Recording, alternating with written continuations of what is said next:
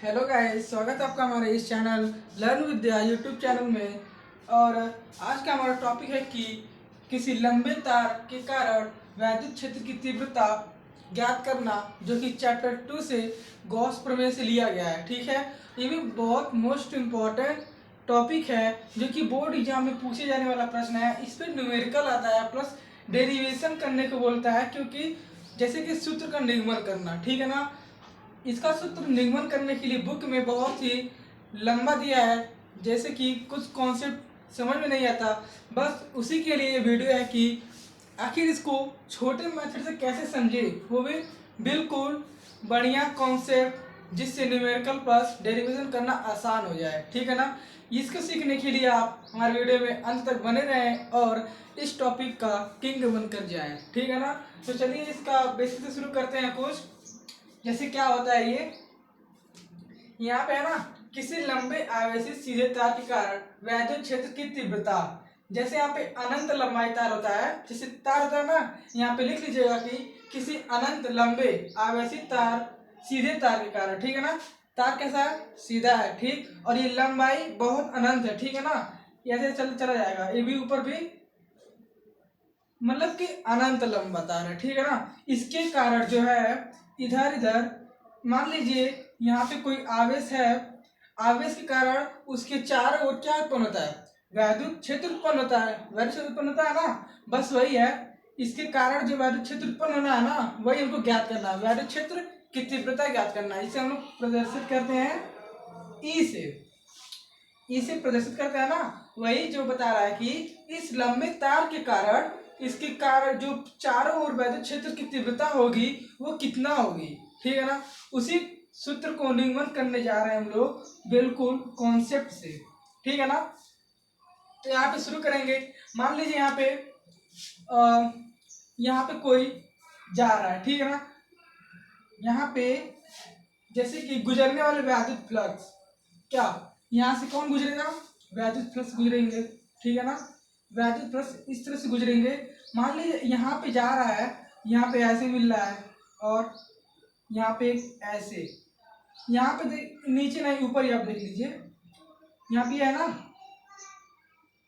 Ink डाल देंगे थोड़ा सा।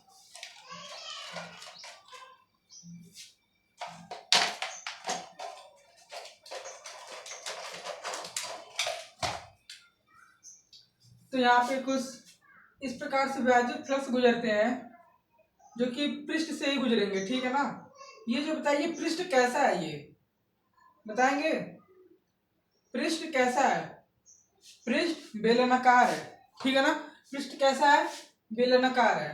ठीक, यहाँ पे मान लीजिए ये तो ऐसे ही था। ठीक है, यहाँ से मान लीजिए वैद्युत फ्लक्स से गुजर रहे हैं, यहाँ पे इसकी बीच कोण कितना बन रहा है, 90 डिग्री। और इसकी बीच कोण ऐसे जा रहा है, चला जा रहा है सीधे, कोई कोण बन रहा है, नहीं बन रहा है। तो यहाँ पे कौन सा कोण बन रहा है, 0 डिग्री। और यहाँ पे 90 डिग्री, यहाँ पे भी 90 डिग्री, यहाँ पे भी, और 0 डिग्री यहाँ पे। ठीक है ना, तो अगर ये बताइए, पहले बताइए वैद्युत फ्लक्स का सूत्र पूरा क्या होता है, गॉस प्रमेय से। इसका हम निगमन करेंगे गॉस प्रमेय के आधार पे। लिखेंगे पहले गॉस प्रमेय से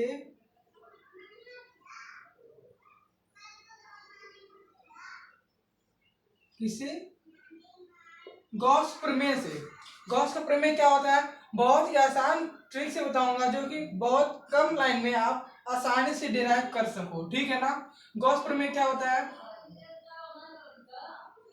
वैद्युत फ्लक्स जो होता है Q बाई एप्सिलॉन नॉट, यही होता है ना वैद्युत फ्लक्स। वैद्युत फ्लक्स का परिभाषा बता दीजिए क्या होता है, किसी बंद पृष्ठ से गुजरने वाले, ठीक है ना, किसी बंद पृष्ठ से गुजरने वाले वैद्युत फ्लक्स उस पृष्ठ के कुल आवेश के 1/q एप्सिलॉन नॉट गुना होते हैं। ठीक है ना, वही लिखा गया है। ठीक है ना, वैद्युत फ्लक्स गुजर रहा है 1/एप्सिलॉन नॉट, जो q के गुणा होता है। ठीक है ना, मैंने चैनल पर बना के रखा हुआ इसका वीडियो, बहुत आसान ट्रिक से क्या होता है वैद्युत फ्लक्स और गॉस का प्रमेय भी सॉल्व हो चुका है। ठीक है ना, देख लीजिएगा। यहाँ पे क्या है, वैद्युत फ्लक्स जो Q बाई एप्सिलॉन नॉट, अब हम इसको हम लोग क्या ले सकते हैं, एक और पढ़ा गया हम लोग जो कि होता है वैद्युत flux is equal to E into A cos theta. ये भी पढ़ा गया है ना। वैद्युत फ्लक्स का ये भी सूत्र होता है और ये भी सूत्र होता है। फिर ये तो गॉस प्रमेय के आधार पे है, ये सीधे वैद्युत फ्लक्स से है, ठीक है ना। तो हम लोग क्या करेंगे, इसका जो मान लीजिए समीकरण अगर ये एक है, ये समीकरण दो है, तो क्या करेंगे समीकरण दो को समीकरण एक में रखने पे, ठीक है ना, कुछ नहीं करना, इसके जगह पे इसको पूरे रख देना है। और यहाँ पे मान लीजिए जो वैद्युत फ्लक्स है, पहले आसान समझिएगा आप लोग, ठीक है ना, एक मिनट।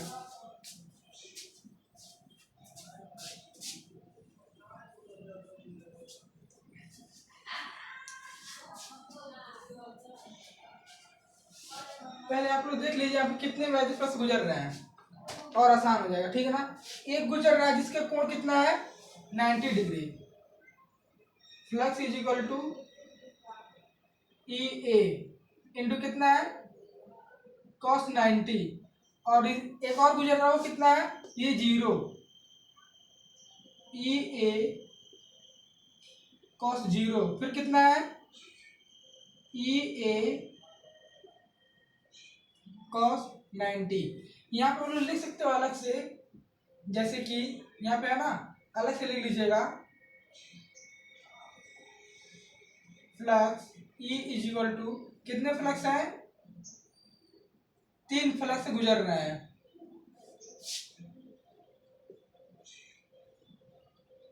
ये 3 फ्लक्स से गुजर रहे हैं, ठीक है ना।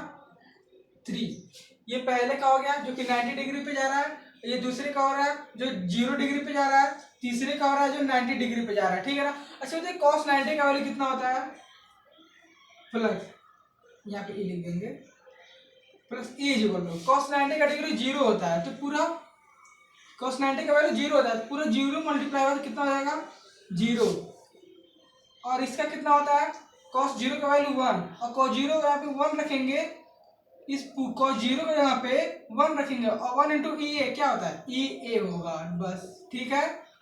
अब प्लस इसका भी 0 हो जाएगा, तो हमारे पास क्या बचा है flux is equal to E ए, सिर्फ यही बचा है flux is equal to E A.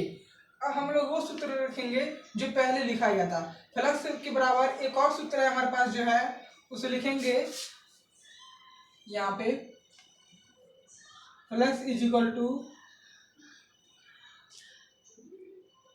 Gauss की प्रमेय से जो लिया गया है, यहाँ पे लिया गया था ना, लिख लेंगे Q बाई एप्सिलॉन नॉट, ये लिया गया था ना Q by epsilon not Gauss के प्रमेय से, इसकी जगह P हम लोग लिख सकते हैं, ठीक है ना। क्या लिखेंगे Q बाई एप्सिलॉन नॉट, ठीक है ना, इसकी जगह पे Q बाई एप्सिलॉन नॉट, ठीक है ना, और फिर क्या लगेंगे बराबर ई ए, ठीक है ना। हमको ज्ञात क्या करना है, हमको ई को ज्ञात करना है, किसको ई को, तो हम लोग क्या करेंगे सीधे यहाँ पे लिख देंगे ई बराबर, अगर मान लो ई ए है, ठीक है ना, यहीं पे समझिएगा, पहले यहाँ पे समझ लीजिए छोटा सा, ठीक है ना, इसको हम लोग अच्छे से कर दें जिससे आपको कंफ्यूजन ना हो। ई ए इक्वल टू क्या है, इसके बराबर क्यू, अब ये यहाँ पे जाएगा तो क्या हो जाएगा एप्सिलॉन नॉट यहाँ पे जाएगा, यानी इसके बराबर आ जाएगा, इससे गुना में, ठीक है ना, एप्सिलॉन नॉट ई इंटू की क्यू, ठीक है ना। ये होगा ना, हमको ई चाहिए तो ई को हम लोग रोक लेंगे, ई को रोक लेंगे तो क्या हो जाएगा बराबर क्यू, और नीचे क्या आ जाएगा, ये भी नीचे आ जाएगा, एप्सिलॉन नॉट की नीचे ही आएगा, और क्या नीचे आएगा ये नीचे ही आएगा, बस हम लोग का हो गया, बस थोड़ा दो तीन स्टेप होगा, बस हम लोग का बाहर आ जाएगा फॉर्मूला, ठीक है ना। ये बताइए हम लोग का बेलन का पृष्ठीय क्षेत्रफल कितना होता है, बेलन का पृष्ठीय क्षेत्रफल 2 पाई आर एल कितना होता है 2 पाई आर एल, तो हम लोग क्या लिखेंगे E इज इक्वल टू ए के जगह पे, ठीक है ना, ये ए है यानी क्षेत्रफल किसका बेलन का, ए की जगह पे, ठीक, क्या लिखेंगे Q बाई एप्सिलॉन नॉट, यहाँ पे क्या लिख देंगे 2 pi R L, 2 pi R L. तो अब क्या हम लोग देखें कि आप लोग रेखीय घनत्व पढ़े होंगे, क्या पढ़ेंगे? रेखीय घनत्व। इसको इरेज कर देना, आप लोग नोट कर लीजिएगा, ठीक है ना। बैक करके थोड़ा वीडियो। रेखीय घनत्व को लेमडा से प्रदर्शित करते हैं, इसके बराबर होता है Q by L, Q by L.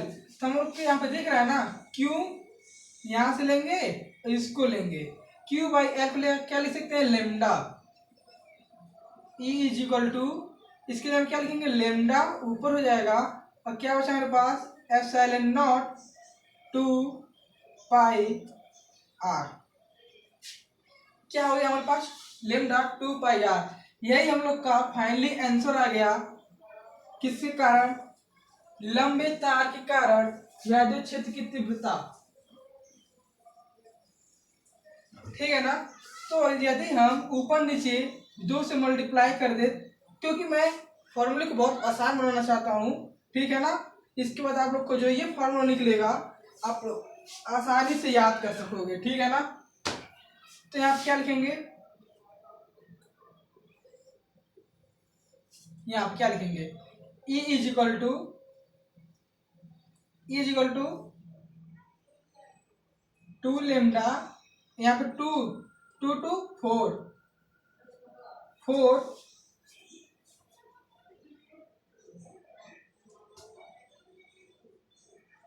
2 lambda, ठीक है ना। इसका कैसे रहेगा? अपॉन में इसको 2 से 4 हो जाएगा, ठीक। 4 pi epsilon naught upon into R, यही होगा ना, 4 हो जाएगा, ठीक है ना। ये हम लोग का अगर आप लोग पहले पढ़ चुके होंगे तो ये भी लिखे होंगे आप लोग,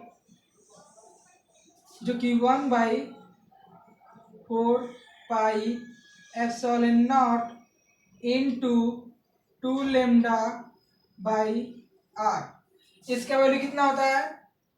इसको हम लोग के लिख सकते हैं, उसका वैल्यू 9 इंटू 10 का पावर 9, 9 इंटू 10 का पावर 9 होता है। आप इसको आराम से सॉल्व कर सकते हैं, क्योंकि मैं 2 से इसीलिए गुणा किया हूँ। इसका वैल्यू पूरा हम लोग को मिल जाए 9 इंटू 10 का पावर 9, जो कि ज़्यादा कैलकुलेशन ना करना पड़े, ठीक है ना। तो हम लोग का ये निकल गया, और यहाँ पे हम लोग को न्यूमेरिकल में दे देगा, इसका वैल्यू दे देगा, इसका वैल्यू दे देगा, ठीक है ना। और इसके बाद आपको पता ही है 2 तो आपको मल्टीप्लाई कर ही लोगे, बस आपका न्यूमेरिकल निकल जाएगा, आंसर जो होगा निकल जाएगा, ठीक है ना। यही जो सूत्र है, आसान सा है, बहुत ही न्यूमेरिकल इस पे हो जाएगा, ठीक है ना। क्या पढ़ा हमें? किसी लंबे आवर्ती सीधे तार के कारण उत्पन्न वैद्युत क्षेत्र की तीव्रता। पहले हमने क्या किए हैं? ये फिगर बना लेंगे, बेलनाकार में होता है, ठीक है ना। ये हो गया लंबी तार जो पतली है, सीधी है, ठीक है ना। इससे हम लोग 3 वैद्युत प्लस गुजारेंगे, ठीक है ना। 1 2 3, और यहाँ पे 90 डिग्री बना रहा है तो 90 लिखेंगे, प्लस इज इक्वल टू, यहाँ पे क्या लिखेंगे? 0 बना रहा है, 0 लिखेंगे, 90 बना रहा है, 90 लिखेंगे, ठीक। अब इसको सॉल्व करेंगे तो क्या होगा? इसका 0, इसका 1 होगा गुणा, यही हो जाएगा, ठीक। यहाँ पे भी 0, और क्या निकल गया हम लोग का finally? Plus is equal to E A. और यहाँ पे हम लोग क्या रख दिए? गॉस के प्रमेय से Q by epsilon naught equal to E A, ठीक है ना। अब इसको सॉल्व किए, E A epsilon naught into बराबर क्यू। अभी हम लोग ई चाहिए, ई को हम लोग रोक लेंगे और Q by epsilon not a हो जाएगा हम लोग का यहाँ पे, ठीक है ना। तो हम लोग ए का वैल्यू रख दिया यहाँ पे, जो कि ए का वैल्यू हम लोग गोली यहाँ पे जो है बेलन का क्षेत्रफल से लेंगे, ठीक है ना। ए का वैल्यू 2 पाई आर एल लिखे थे ना पीछे, वहां से ले लेंगे हम लोग 2 पाई आर एल, ठीक है ना, क्यू एप्सिलॉन नॉट। अब हम लोग क्या किए हैं? यही तो लिख दिया यहाँ पे लेमडा कर लिए इसके बराबर, ठीक है ना। तो हम लोग 2 से मल्टीप्लाई कर दिए हैं, तो यहाँ पे ये आ गया, ठीक है ना। अब इसको हम लोग अच्छे से लिख देंगे, तो यहाँ पे 1/4 pi epsilon naught 2 lambda by R, और इसका मात्रक वही होता है न्यूटन प्रति कूलम, ठीक है ना। मात्रक हो जाएगा न्यूटन प्रति कूलम, न्यूटन प्रति कूलम मात्रक, ठीक है ना, न्यूटन प्रति कूलम। और बीमा भी वही हो जाएगा इसका, जो पहले मैं वीडियो में लिखवा दूंगा, लिखवा चुका हूँ, फिर से लिखवा दे रहा हूँ, जो कि डायरेक्ट बोर्ड पे तो जगह दिख नहीं रहा है। आप लोग अच्छे से कर लेंगे, क्योंकि जगह नहीं दिख रहा है। जैसे मैंने समझा दिया है लाइन बाय लाइन, आप लोग कर लेंगे, ठीक है ना। चलिए यहाँ पे समझ लीजिएगा, न्यूटन का मात्रक एम एल टी पे -2, और यहाँ पे क्या होता है, अभी अच्छे से लिख दूंगा इसको, और कूलम का एम्पियर सेकेंड, यानी ये ऊपर जाएगा और ये ऊपर जाएगा, ठीक है ना। हम लोग का मात्रक जो निकलेगा, यहाँ पे लिख दे रहा हूँ ml t inverse a inverse. कैसे? ml तो ऐसे रहेगा और t ऊपर जाएगा तो माइनस में जाएगा, तो माइनस माइनस प्लस हो जाएगा, एक घात यहाँ पे भी है, यहाँ पे 3 हो जाएगा और यहाँ पे a इनवर्स हो गया, ठीक है ना। हम लोग का मात्र विमा हो गया और ये हो गया मात्रक, ठीक है ना। ये राशि कौन सा है? अदिश राशि, सदिश राशि है, ठीक है ना। कौन सा राशि है? सदिश राशि। काफी गर्मी भी है दोस्तों, बाहर पहुंचना पड़ रहा है, ठीक है ना। तो आज का हमारा वीडियो यही समाप्त होता है। अब मिलते हैं हम लोग इसी के न्यूमेरिकल के साथ, जो कि बोर्ड एग्जाम में पूछे जाने वाले प्रश्न महत्वपूर्ण हैं, जो कि नूतन से लिया गया, क्योंकि देखा गया है कि बोर्ड एग्जाम में प्रश्न आता है ना, ज़्यादातर नूतन से लिए जाते हैं, ठीक है ना। तो नूतन की बुक का ये हम लोग कल करने वाले हैं न्यूमेरिकल, वो बेसिक कॉन्सेप्ट के साथ। बस आप एक बार इसको थोड़ा सा कॉन्सेप्ट समझिएगा, रिपीट कर लीजिएगा वीडियो, ठीक है ना। वहाँ से आप लोग का कॉन्सेप्ट क्लियर हो जाएगा, जो कि बहुत आसानी से डेरिवेशन किया गया है, ठीक है ना। विद शॉर्ट फॉर्म में पूरा कॉन्सेप्ट क्लियर है इनके साथ, ठीक है ना। तो वीडियो अच्छा लगा, तरीका अच्छा लगा तो प्लीज़ सब्सक्राइब कर लीजिएगा चैनल को और जुड़े रहिए हमारे लर्न विद्या के साथ, और सभी टॉपिक का शॉर्ट ट्रिक पाइए, वो भी बिल्कुल बेसिक कॉन्सेप्ट के साथ, और सीखने को पाए कुछ नया, ठीक है ना। तो वीडियो को शेयर कर दीजिएगा और हमारी हेल्प भी कर दीजिएगा थोड़ा, सब्सक्राइब लाइक शेयर करके, ठीक है ना। आज के लिए बस इतना ही, मिलते हैं अगली वीडियो में कुछ नए टॉपिक, यूनिक टॉपिक के साथ, जैसे कि न्यूमेरिकल का बात हुआ है, कल न्यूमेरिकल होगा, ठीक है ना। बस थैंक यू।